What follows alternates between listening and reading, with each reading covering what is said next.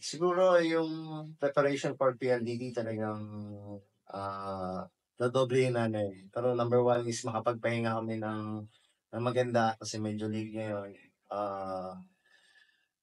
Titignan muna ulit namin kung ano yung ibibigay ng scouting coach namin report, kung ano yung sige babantayan. Pero knowing PLDT talagang contender din sila talaga ngayon.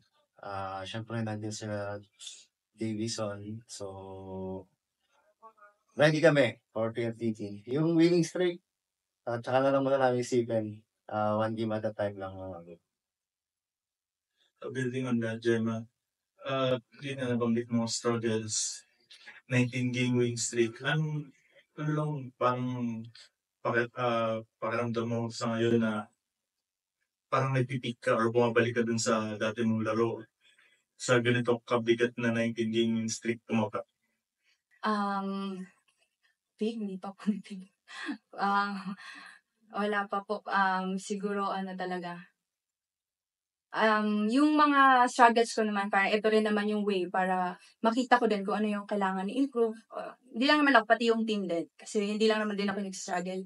Madami din pinagdadaanan yung team namin. So, itong mga pagdadaanan namin, ito naman din yung magtutulong sa amin makumangat, makita namin yung kailangan namin itama. So, ganun din po yung ginagawa. Kapag ba meron na naman kayong win streak na ganito, Yeah. paano hinahandle ang team pressure or hayaan lang, laro lang muna tayo? Parang every conference naman po, So, hindi may na namin pressure. napagkukwentuhan Yeah, eh. wala naman. Lagi lang kaming training, alam mo yun, gising kami ng maga, punta ng court, training lang. Tapos sila coach naman, tinatrabaho namin yung kung sinong kalaban namin, tatrabahuin namin sa training. So, wala naman kami na parang, ano na tayo, wala pa tayo, talo, kaya kailangan, mas maganda yung nilalaro namin, ganyan. So, gusto lang niya talaga na makuha namin yung laro ng bawat isa na sabay-sabay kami kapag may mga importanteng game na. Gemma, nasabi mo nga, Gemma, na wala ka pa dun sa form na gusto mong makuha. Siguro ano lang yung gusto mo bang gawin in training, religion training, or sa games na para makuha nga yun lang? Sa training. Yung training kasi, araw-araw naman skills kasi yung ginagawa namin. So, araw-araw naman kami nagre-receive, nagdidig, na pumapalo, nagbablock.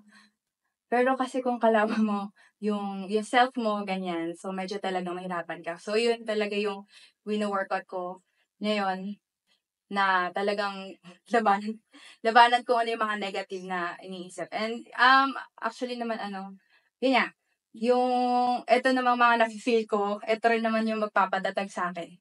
And sana pag kailangan na, alam mo yun, gagana na, ganun. Gemma, yun nga next game nyo, PLDT, medyo bigat na yung mga laban nyo ngayon. So, sa player side, ano lang yung magiging preparations nyo heading into that?